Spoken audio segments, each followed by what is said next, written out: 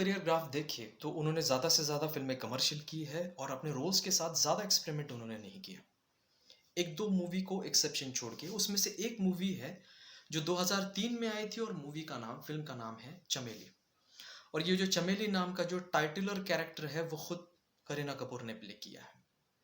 ये फ़िल्म को डायरेक्ट किया है सुधीर मिश्रा ने, स्क्रिप्ट भी उन्होंने खुद लिखी है और एक शिव सुब्रमण्यम नाम के स्क्रिप्ट राइटर के साथ ये दोनों ने मिलकर मतलब मिश्रा और शिव सुब्रमण्यम ये दोनों ने मिलकर ये फ़िल्म की स्क्रिप्ट लिखी है। वैसे तो ये फ़िल्म आनंद बालानी नाम के डायरेक्टर डायरेक्ट करने वाले थे, लेकिन फ़िल्म शुरू होने के बाद उनकी डेथ हो गई तो बाकी की पूरी फ़िल्म सुधीर मिश्रा ने डायरेक्ट की। अब इस फ़िल्म में ये जो चमेली नाम का कैरेक्टर है वो एक प्रोस्टिट्यूट है। ये मुंबई की प्रोस्टिट्यूट है। तो ये प्रोस्टिट्यूट का रोल प्ले करने के लिए बॉडी लैंग्वेज, डायलॉग डिलीवरी, कपड़े पहनने का स्टाइल, इसके लिए बहुत मेहनत की ज़रूरत पड़ती है। ये करीना कपूर ने की है। ये हमें फ़िल्म देखने के बाद पता चलता है। मतलब जिस तरह से वो अपने आप को उस कैरेक्टर में उन्होंने डाला है, जिस तरह से उस कैरेक्टर का स्किन पकड़ा है, वो काबिल तारीफ़ है। मतलब हर एक सीन में उन्होंने जो कमाल दिखाया है, वो बिना मेहनत के और बिना रिसर्च के पॉसिबल नहीं।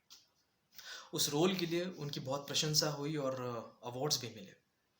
उस फिल्म में मेल लीड रोल में है राहुल बोस, और राहुल बोस ने जो फिल्में की है वो आज भी जो फिल्में करते हैं वो ऑफबीट फिल्में हैं, पैरेलल सिनेमा है, कमर्शियल फिल्में उन्होंने बहुत कम की है। मतलब ज़्यादा फिल्में कमर्शियल नहीं है उनकी।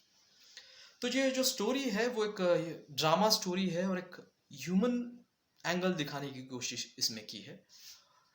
एक जो राहुल बोस है और इनका नाम इस फिल्म में है अमन कपूर।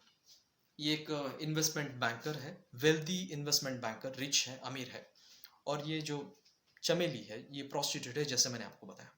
तो सोसाइटी में इन दोनों का सोशल स्टेटस ज़मीन आसमान है। मतलब दोनों का कोई मेल नहीं। इन्हें एक रिच और इन्वेस्टमेंट कंसल्टेंट ऐसा रिकॉग्निशन है और करीना कपूर को एक प्रोस्टिट्यूट, चमेली को एक प्रोस्टिट्यूट ऐसा रिकॉग्निशन है। आम जिंदगी में इन दोनों का कोई मेल नहीं। अब ये जो चमेली है ये एक जिंदा दिल प्रोस्टिट्यूट है। मतलब उसे अपने पास्ट को लेकर कोई रिग्रेट नहीं है। मतलब जिस टाइप के प्रोफेशन में वो है उसके लिए उसे कोई गिल्ट नहीं है। जिस तरह से जिंदगी उसके सामने आती है वो उस तरह से उसको जीती है बिना किसी रिग्रेट के।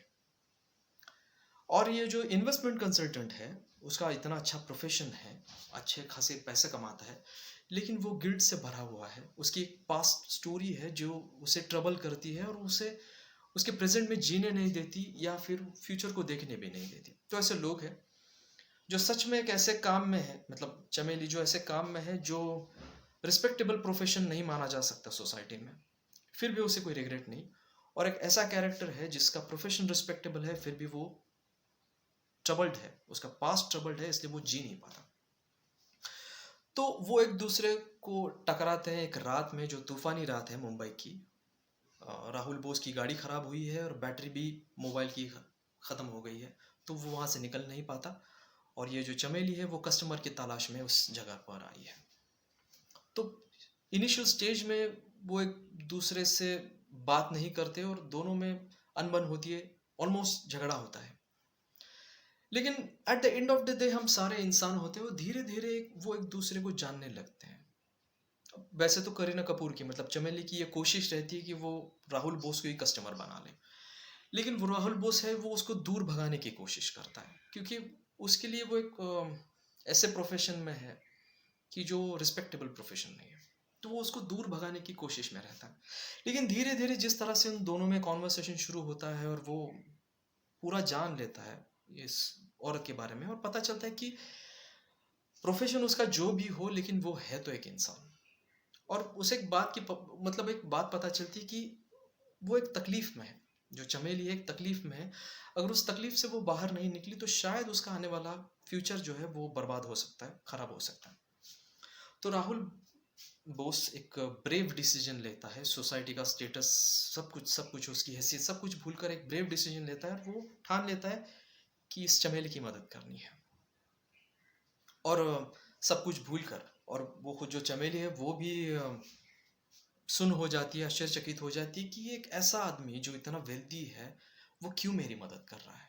और वो उसे रोकती भी है कि मेरी वजह से आपको तकलीफ नहीं होनी चाहिए, तो वो रोकने की कोशिश भी करती है। लेकिन पता नहीं उसके दिमाग में जो सनक आती है और वो ठान लेता है कि इसकी मदद करनी है और उसको इस तकलीफ से बाहर निकालना है।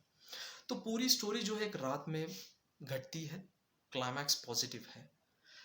इस पूरे फिल्म में एक ह्यूमन एंगल दिखाया है कि इट डजेंट मैटर कि आपका जिंदगी में सोशल स्टेटस क्या है, एक फाइनली आप होते हो इंसान, और एक on the basis of humanity एक इंसान दूसरे इंसान की मदद करता है, ये हमें देखने को मिलता है।